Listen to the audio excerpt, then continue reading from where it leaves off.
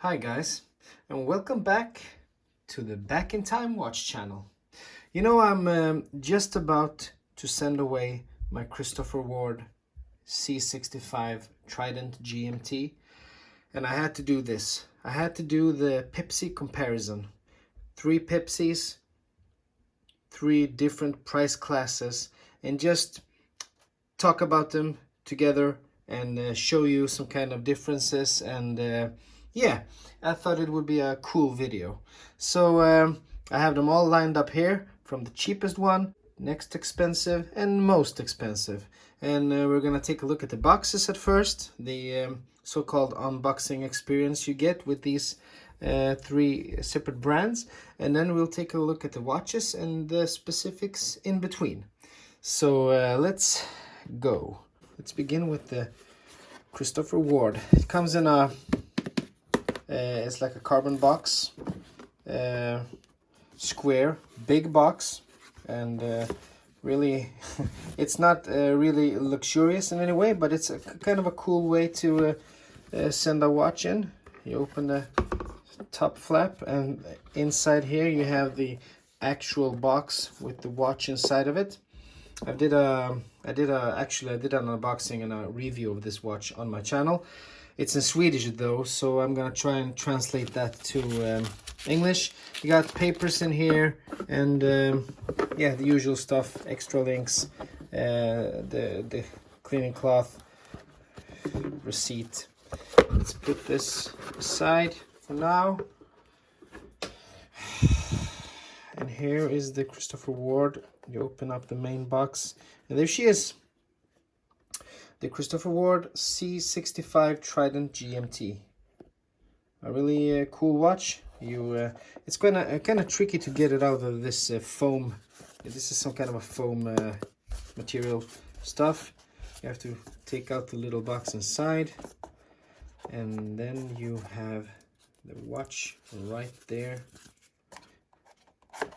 I mean, the watches have been used for a while, so they're not polished in any way. I didn't wash them up before this video.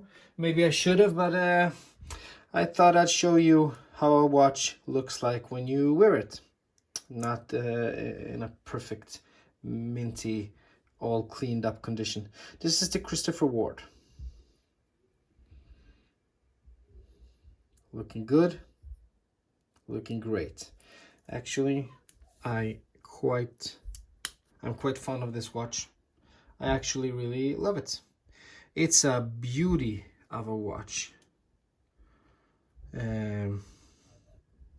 It's low profile, feels really comfortable on the hand, has a really nice assuring bracelet, but we'll talk about all the details later.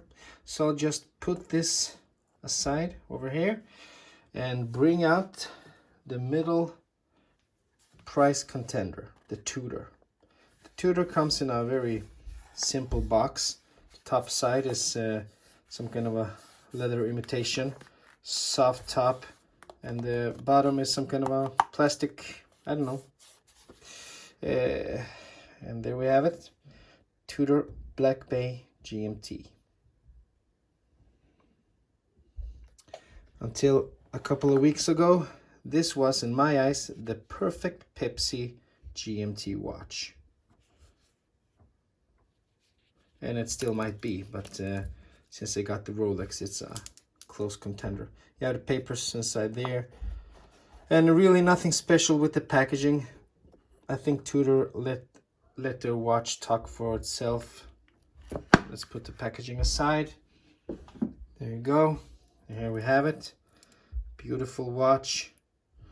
You see some wear on it, some hairlines that can't be avoided. Yeah. Hi. And Tudor, in the same way as Rolex, they have a quite downscale case back, and nothing special, but some information about the caliber and the stuff. And let's put it on. I just noticed I didn't set the Tudor. Yeah, anyway, just think I'm gonna wind it up so you can see the second hand running for the video's sake, but I'm not gonna set the time and date. I don't think you really care about that. I really love the Tudor because to me it's a perfect blend of vintage inspiration and some really cool new design. No crowns, no crown guards. I don't mean no crown.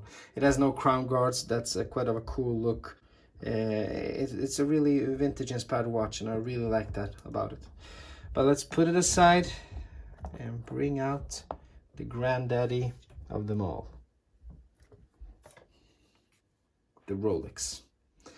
And the Rolex box, you know, I had seen a lot of Rolex reviews before I bought my first Rolex, so I knew that it's nothing special, nothing extraordinary.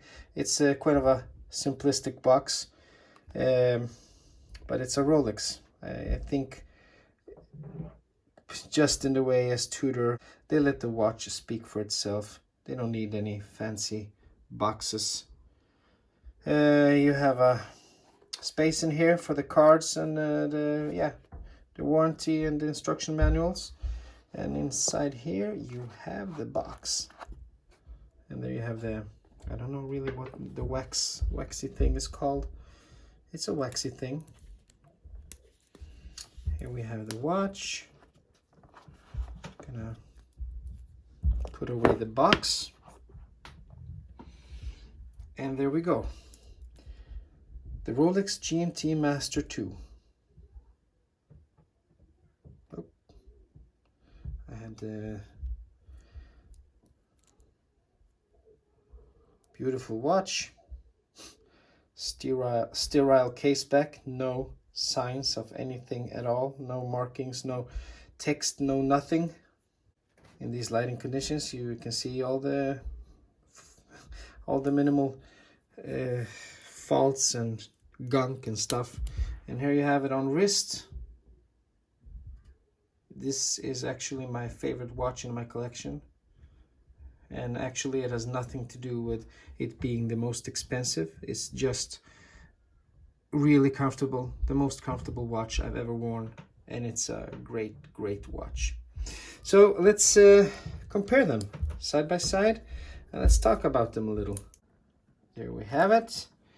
Rolex, Tudor in the middle, middleman, and the Christopher Ward. There we go. Let's bring them a little closer together. And let's see. Christopher Ward C65 Trident GMT, Tudor Black Bay GMT, Rolex GMT-Master II. Prices. This guy over here, I'm gonna say it in euros and in the Swedish crowns because that's the most fair comparison, I think. This guy over here is 1,245 euros. That is an equivalent of 13,000 Swedish crowns. The Tudor in the middle is 3,855 euros. That's 40,400 Swedish crowns after the price jump. I don't know, actually I don't know if Tudor was included in the Rolex price jump this year, but I know that it's a little more expensive than when I bought it last year from the official AD that I bought it from, so it has to be some kind of a price adjustment. Anyway, so the Tudor here straight off is 3 times more expensive than the Christopher Ward. And then we go to the Rolex. 9,955 euros, and that's an equivalent of 104,500 Swedish crowns.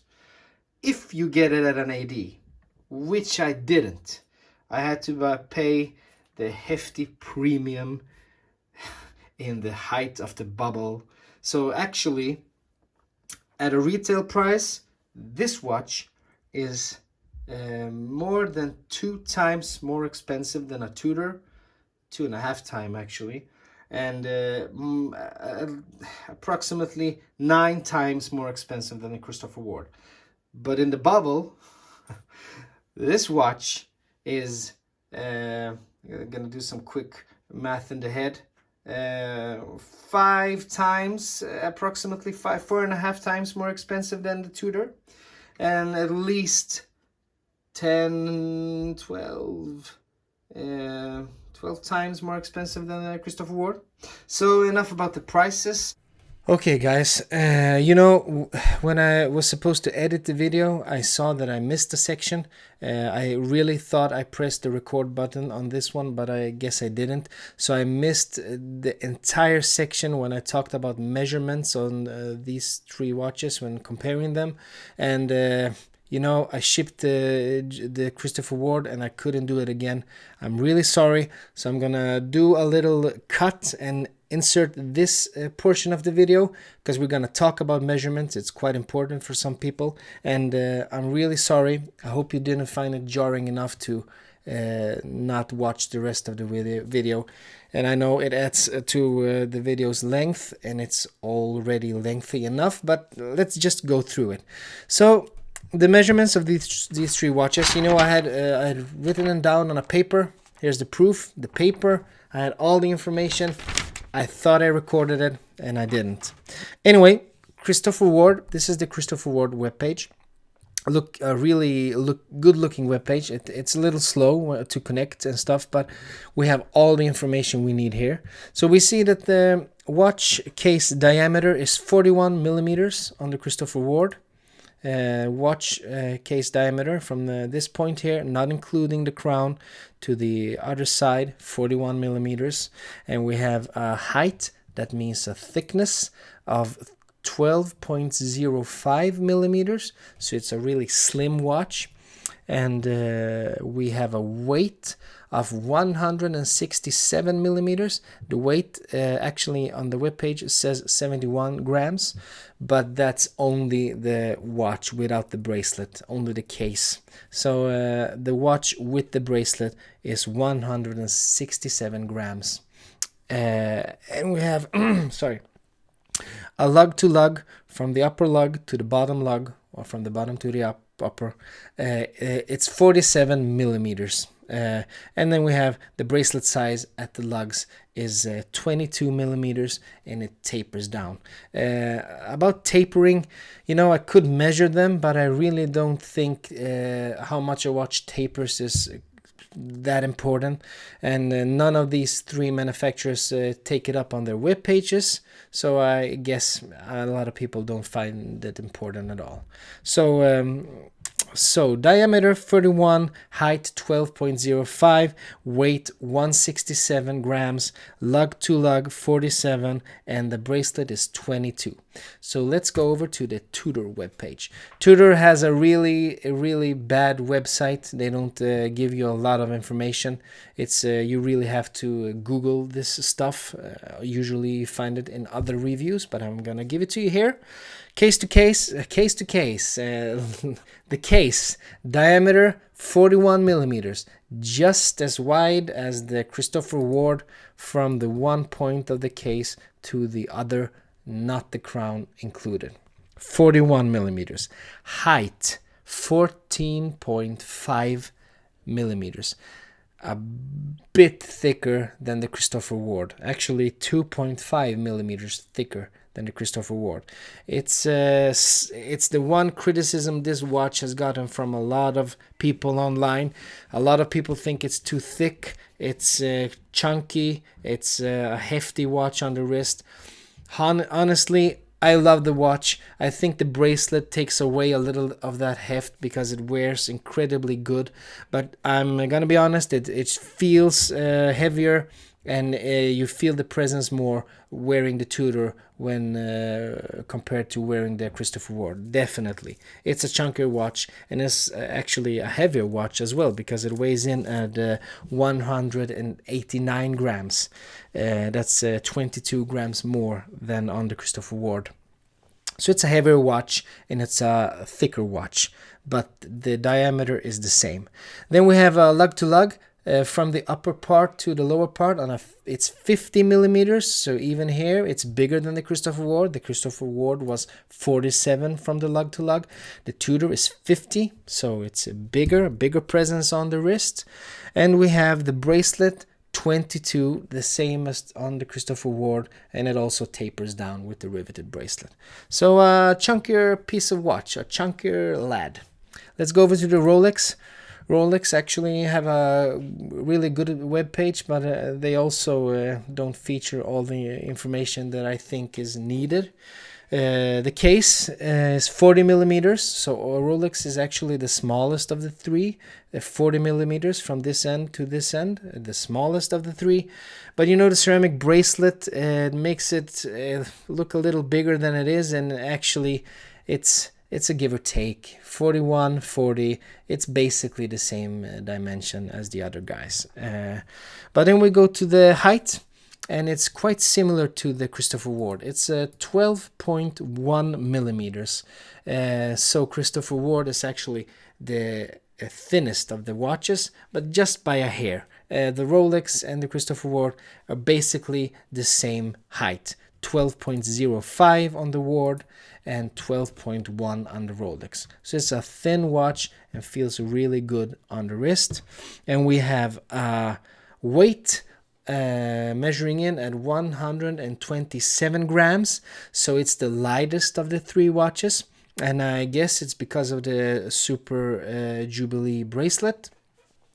The two other guys have, like oyster style bracelets, and the Rolex with the Super Jubilee measures in at 127 grams. It's like 62 grams lighter than the Tudor and 40 grams lighter. Oh my God, 40 grams lighter than the Ward. So it's the most comfortable watch to wear because you don't, you feel the presence. It's not a titanium watch in any way, but still it's light and really feels nice and elegant on the wrist.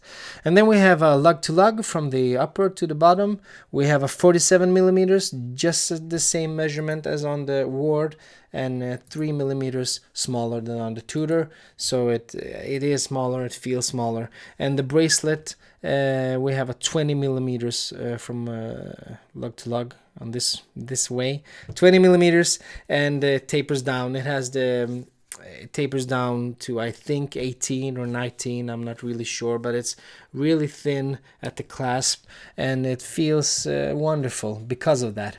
So with the Rolex, we have the smallest watch, 40, compared to 41. We have the lightest watch, 127, 189, and 167. And we have the same lug to lug as with the Ward, smaller than the Tudor. Tudor has the biggest lug to lug. Tudor is the heaviest watch. Tudor has 22 millimeters bracelet size, and as well as the Ward, and the Rolex has only 20. So actually, the Rolex or the Ward both feel quite the same, but I'm gonna give it to Rolex for comfortability, and I'm gonna give it to Tudor for heftiness, because this is the big boy of the bunch, and not price-wise, but measurement-wise. And the Christopher Ward is somewhere in the middle, leaning more towards the Rolex, but it has some features that are similar to the Tudor. So there you have the measurements. Again, I'm sorry I missed the part. I missed this part in the video. I'm sorry I had to do it this way, but I did it at least. And I'm sorry. I'm gonna do better next time. I promise. Back to the video. Okay, so let's talk about the bracelets. The Christopher Ward has a stainless steel bracelet with micro adjustment ratchet clasp. You see, you have the ratcheted clasp. It's really nice. Yeah, actually, it's a really nice bracelet. It just has one major fault, Christopher Ward in there. And this is great. The great thing about the Christopher Ward that it really gives it a lot of points is this micro adjustment right here.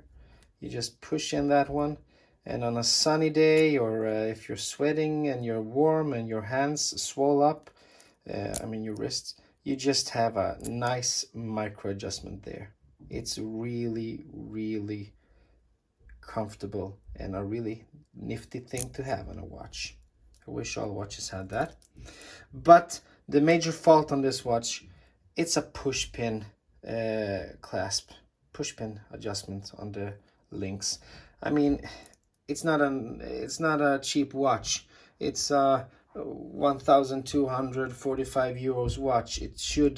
There are a lot of cheaper watch that have screwed links, and I really feel that this bracelet should have screwed links. I really hate push pin links. I don't know why. I always seem to mess up when I try to adjust them. So that's the bracelet. The Tudor. The Tudor bracelet. You know, there's not a lot of info on the Tudor webpage about the watches they sell there. And it's a shame because, you know, when you're trying to do this kind of a video, I was really hoping to get all the information from the different manufacturers' web pages, but there isn't a lot on the Tudor. So it's a screwed bracelet, which is nice. And it's riveted, which means that you see it tapers down in sections, and we have these rivets pointing out. It's like they're fake rivets, but it really is trying to mimic a retro look, and I really like the look. It's something special. I haven't owned a watch with a riveted bracelet before, and I think it looks really cool and really special and makes this watch stick out of the crowd some.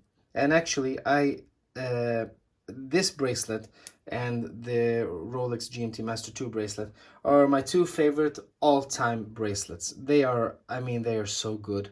You have the Tudor Geneva stamp there, and this locking system is it's a really basic clasp lock system, but I love the integration here. You see the Tudor logo integrated in the clasp.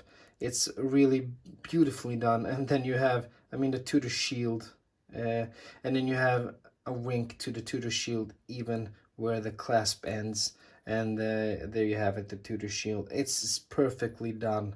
Such a great bracelet. I really love it.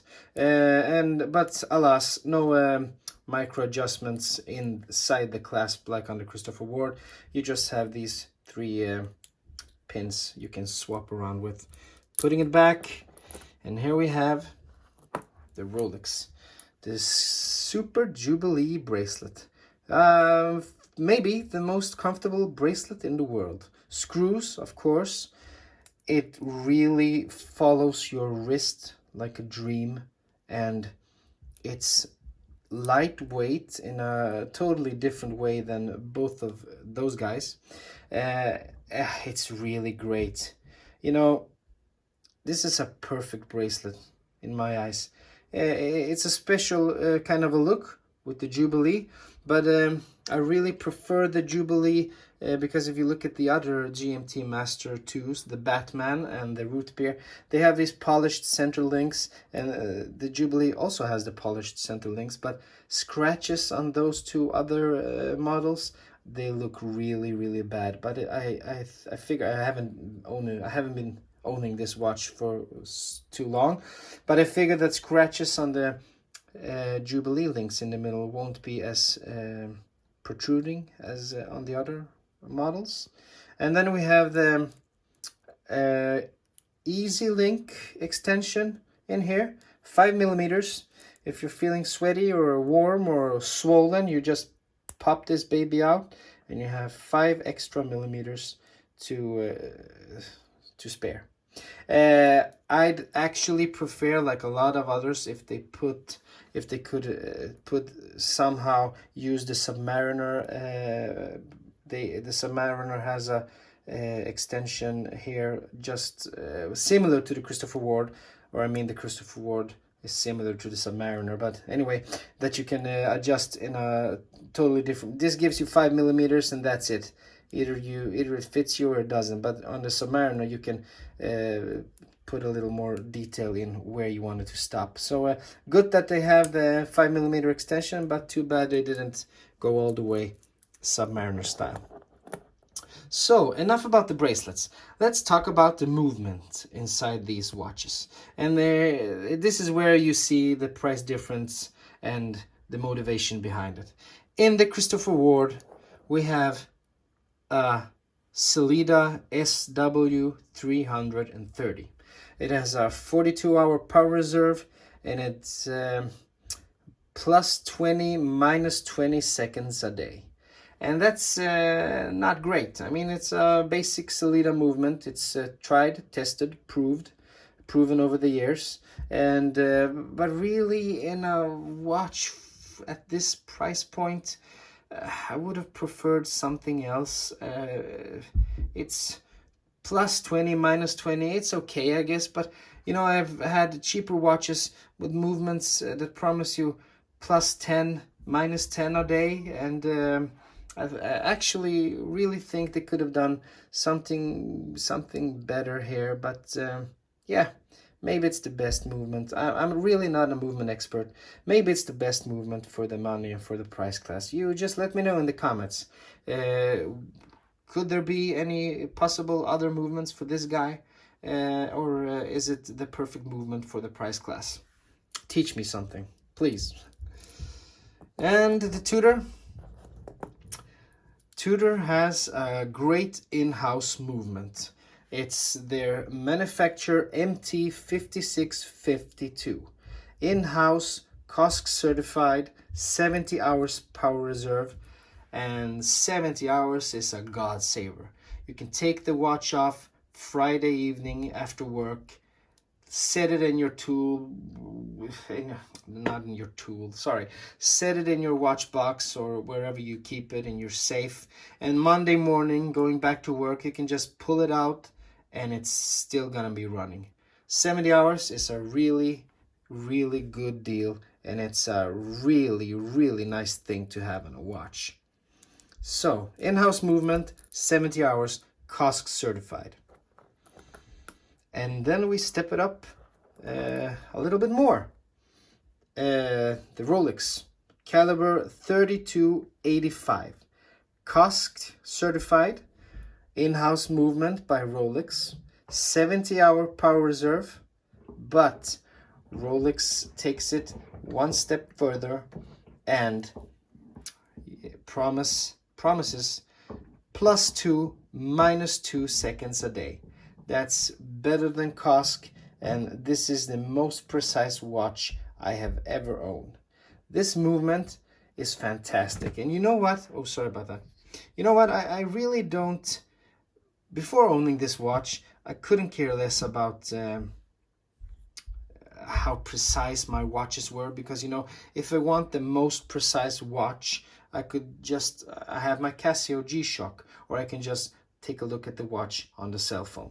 But when you have a watch, when I bought this watch and I knew that they promised plus 2, minus 2 a day, I couldn't help myself trying it out, testing it. Every evening I would go to bed and I would look at the watch, compare it to my cell phone, and when it clicks over a minute, I just waited for how many seconds it would differ, and it keeps that promise. And that's a really cool thing. It's a really impressive movement inside this baby.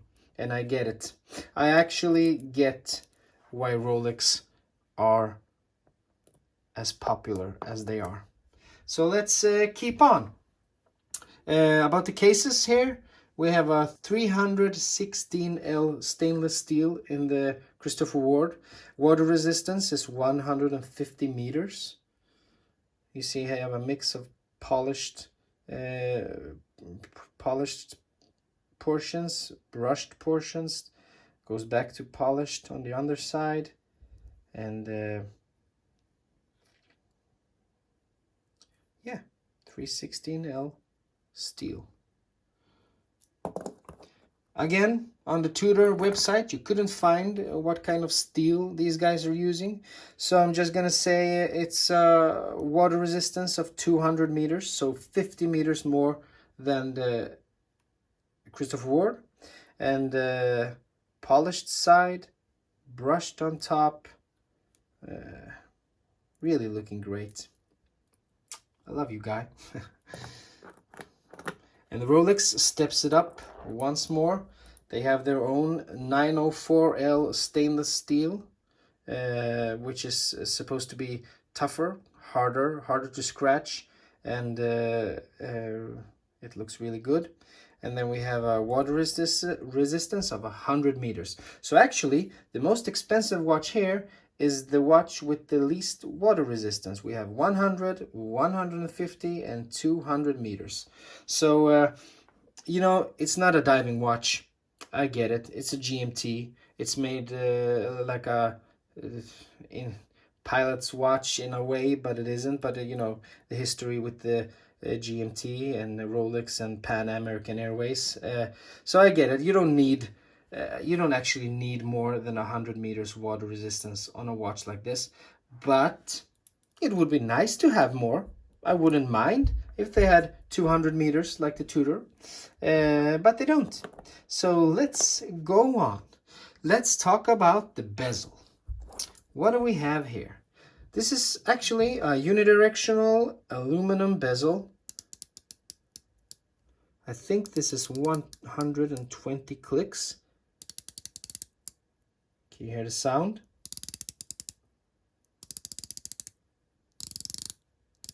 I hope you hear that. Assuring clicks.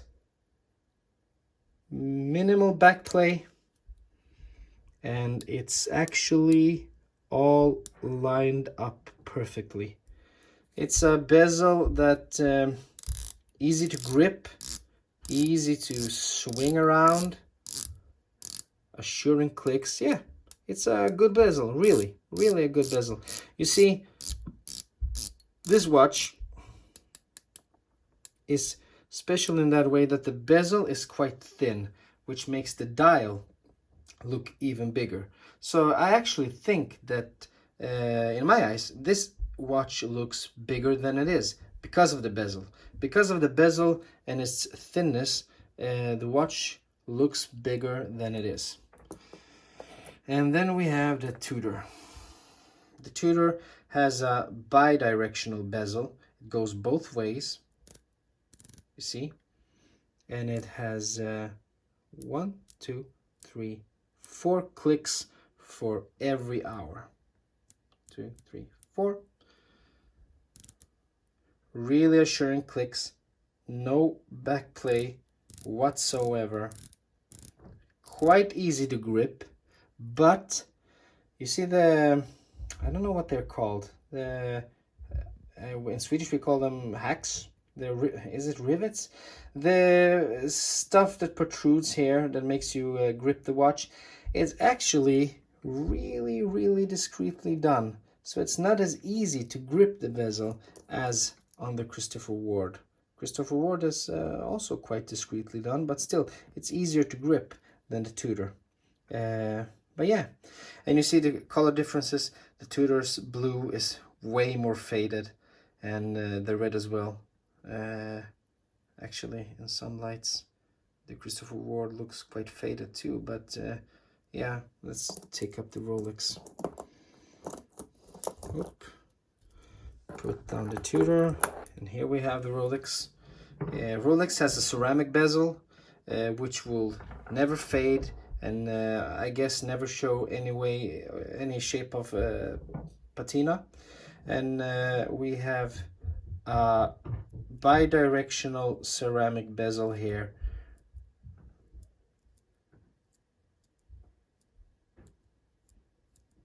"24 clicks, really comfortable to use. No backplay, or is it? No backplay at all. And it's the easiest bezel to grip and spin around because of those big holes you have there. You see, I'm sorry for my dry hands, guys. It's winter in Sweden, and it always becomes like this when it's winter. I dry up on my hands. Anyway, a really great bezel and great to move around and play with. Then we have the dial. All of them have black dials. The 3 black dial boys here. But you can see on the Tudor, it's kind of a black but a little grayish kind of a dial. And the Christopher Ward as well. And the Rolex is almost like it's some kind of almost like staring into a black hole. It's I I don't know, something specially done with the dial there. Maybe some kind of, I don't know. I really don't know why it looks like that. It's just more black. And then we have applied markers on all three watches. And on the Rolex we have some white gold details inside there. You see, GMT hands are all red on all three of the watches. Yeah, let's put them down again. And let's talk about the sapphire. Here we have what Christopher Ward calls a glass box sapphire. You see it sticks up, protrudes over the case. And that's quite something. Glass box sapphire. Cool name. Tudor has a domed sapphire. Sticks up as well. Not as much as the Christopher Ward.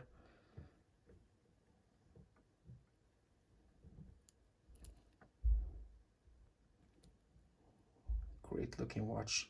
You see the distortions. I really love the domed sapphires.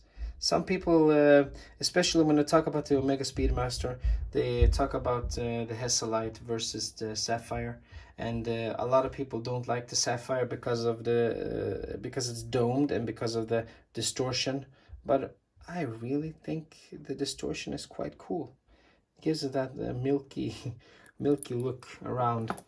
And then we have the Rolex that has a sapphire with the greatest cyclops I've ever seen. The best cyclops. It's really easy to spot the date, and it's actually protruding just a little bit, but not as much as both of the other guys. Rolex, oh my dear, I love you so. I'm never gonna let you go. Yeah, really nice looking. You know, let's talk about something else. Let's talk about the guarantee that these three manufacturers give you. One really great thing with the Christopher Ward is they have a kind of guarantee they call the 60/60. The 60/60 means when you receive the watch, you have 60 days to try it out, and if you're not happy, you can return it without any cost. They pay the shipping back, and you get all your money back. And the other 60 in 60/60 means that you have 60 months, that's 5 years, guarantee, warranty on the watch and on the movement. And that's a great warranty for a watch in this price range. 5 years warranty on the movement. That's fantastic. And we step away from the Christopher Ward and the Tudor. Tudor, they give you a 2-year warranty, and actually, honestly, in my honest opinion, that's just a little too little. 2 years on a 3,800 euro watch. I mean, I really don't get it. It's an in-house movement. I'm sure they stand behind it and they think it's a good movement. Even though they had a lot of watches had a date window problem, but they got fixed under the warranty. But 2 years, I think, when Christopher Ward shows us that they can offer you 5-year warranty on a Sellita movement, and Tudor can only offer you a 2-year warranty on their in-house movement. It's sure I'm pretty sure it's quite standard, and it's nothing special about it. I mean, it's more or less the way the warranty a lot of manufacturers give you. I guess I'm no expert in warranties and what they give and what they don't. I haven't really researched every manufacturer, but when compared to I'm just comparing these three, and when this guy can give you a 5-year warranty, why couldn't Tudor just step up the game and give you more than 2 years? But when we come to Rolex, you have the 5-year warranty. And really, in a watch this price, we wouldn't have it any other way. 5 years is a great warranty to have.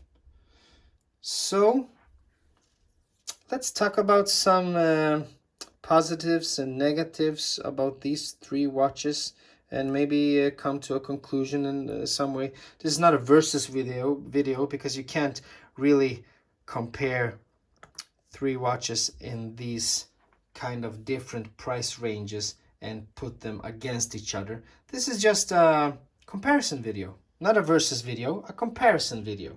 So what I really like about the Christopher Ward, the best thing about this watch is the low profile, the feel on the hand. It really feels great, and after a while wearing it, you actually forget it's there. It's that type of watch. The watch that you forget that you wear. I've actually caught myself a lot of times sitting in the couch at evening watching a movie with my wife and just checking my arm to see if I had my watch there, and it's there. So the Christopher Ward, really comfortable and really great bracelet, except for the push pins, which is a great letdown. But the micro adjustment here, wonderful. Really loving that. Boring movement in my eyes. The +20, -20 seconds a day, that's really a letdown to me. But the 60/60 warranty, the great customer service that they offer, I've experienced it in person. They have one of the best customer services in the world. They are really great at that. And one more negative that I really would like them to change or do something about, or maybe in another model. The second hand, it's just too anonymous. You know, it's I wish they could have made it a little thicker. I really love the trident in that end, because that's really nice looking. But I really wish they could have done it a little thicker, because you can barely see it sometimes, and you see the white tip. It sometimes blends into the white markers, and the black, it's not black actually, it's some kind of a shiny metal, but it's only in certain lights when you hit that you can actually see it really, really good. But when it doesn't, it's all black, and against the black dial, it fades away. But and really, I like the no crown guards. It gives a vintage look, and I really appreciate the vintage look of this watch. It's a really cool watch. I love the case back, Christopher Ward trident. Yeah, a great watch for the price. Said some negatives, I said some positives, and now we're done with this guy. The Tudor. Tudor, my man. You know, the Tudor has he's gotten a lot of complaints for the thick profile. But even though you might think that this looks thick to you, I actually don't feel it to be thick when wearing this watch. I have never felt this watch to be thick when I'm wearing it. I've had a couple of Breitlings. They all felt thick, except for the Aerospace titanium one. I actually had a Navitimer World that felt really thick and really big. I had the Oris Great Barrier Reef limited edition, Great Barrier Reef 3, felt bigger than this watch, because even though it's thick, the bracelet is really comfortable. It's really on par with the Rolex Super Jubilee. It's so comfortable to wear that until a week ago, just before I bought the Rolex, I really thought this was the most comfortable watch I had ever worn. And now it's in contest with the Rolex. But you know, it's not a low profile, but it doesn't feel as thick as it looks. And another really cool thing about the Tudor is when the light catches those hands. I'm not gonna be able to do it here, Let's just brush it off a little, but you have to trust me on that one. When the light catches the hands, the hour, the minute hand, and the second hand, it really shines in that special kind of way. I could have been fooled, and to think that it's silver or white gold, even though I know it isn't. But it really catches the eye in a special way. One downside of the watch is the warranty, in my eyes. 2 years is just not enough when other manufacturers prove that they can offer you 5 years in a watch that costs a third of the price of this one. Clasp, best clasp I've ever seen. Really love the integration of the logo and the design. Yeah, there you have it. The Tudor Black Bay. Let's put that aside for now, and let's go to the granddaddy again. Rolex, oh Rolex. Rolex GMT-Master II. The most comfortable watch I have ever worn. This is it. This is the most comfortable watch I have ever worn. And as it should be, because it's the most expensive watch I have ever owned. The good and the great thing about Rolex, let's just keep it on there for a little while longer. The great thing about Rolex is it's just a great watch. You can feel the quality all around. And when you think about the +2, -2 seconds a day, and when you measure it, you know you have a watch on your hand with a great movement, a superb movement inside, with a 70 hours power reserve. We have that on the Tudor as well.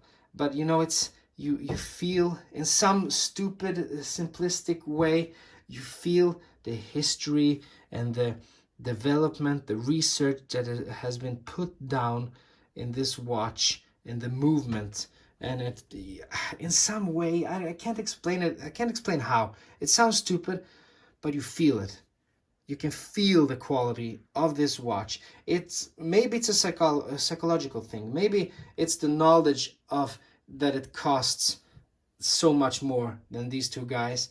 Maybe that tricks your mind into making you believe it feels more quality. But maybe it's the 904 steel. I don't know. It's something about it.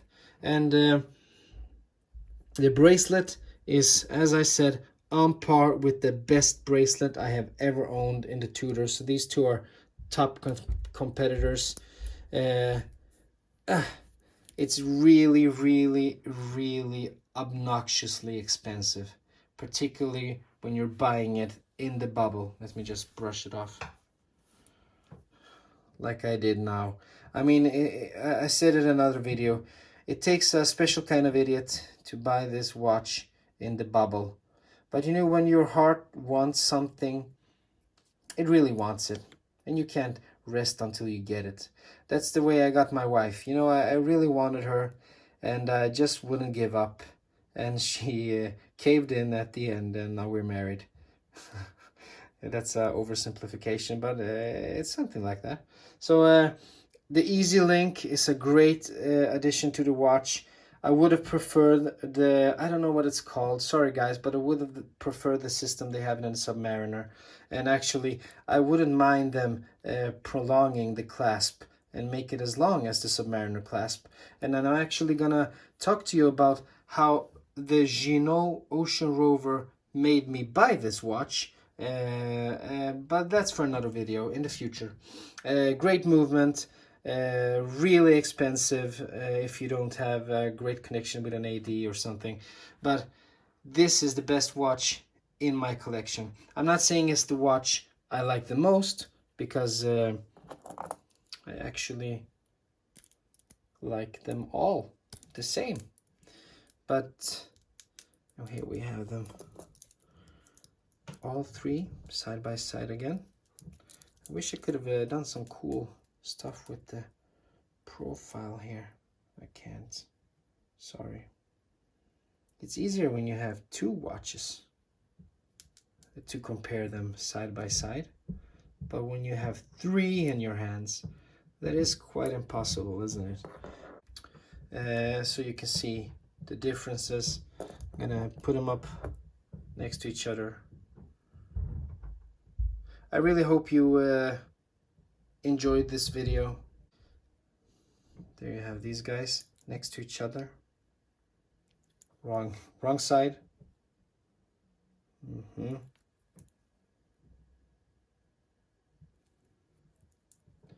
This is gonna be a really long video.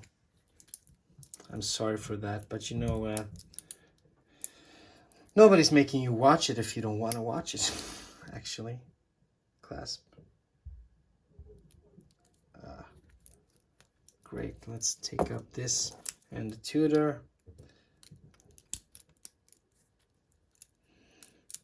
The father and son, or let's call it brothers or cousins or whatever. It's cool to have both these watches. Hans Wildorf would be proud of me, I think. But that does it, my friends. I have to wrap this up. It's gonna be a hell loading this up on YouTube. Hey, it's gonna be a hell editing it. Well, that's all for today. I hope you enjoyed the video, and I really hope that if you enjoyed it, you might consider hitting subscribe, you might consider liking the video, and you might consider leaving a comment. Let me know what you thought was good about the video. Let me know what you thought was bad about the video. It's only by constructive criticism that I can do better the next time and grow as a YouTuber or a watch guy. I don't know, as a human. Anyway, see you in the next one, guys. Have a really nice evening, and bye-bye. I know what you're thinking. I know you think I forgot about the Lume, and you're right. I did forget about the Lume. So let's correct that right now. I'm gonna show you the Lume of these three guys, and you're gonna be blown away. Okay, let's turn off the lights. Kablamo and kablimo, and there we have them, the Lume of the guys. But I see that I have them in a wrong order here. Let's put them over here, the order we filmed them. Christopher Ward,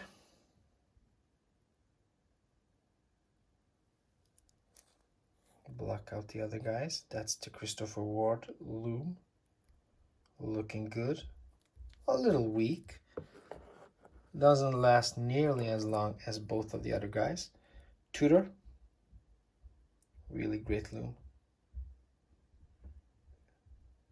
really cool, strong, bright, lasts all night. And the Rolex, really nice blue, really strong, and lasts you all night and then some. There you have it, guys. Lume Shot Frenzy. We could have a disco in here. Do you want to have a party tonight? Here we go. Lume Shot Frenzy. Which one do you prefer? Blue, green, or green? Bye-bye.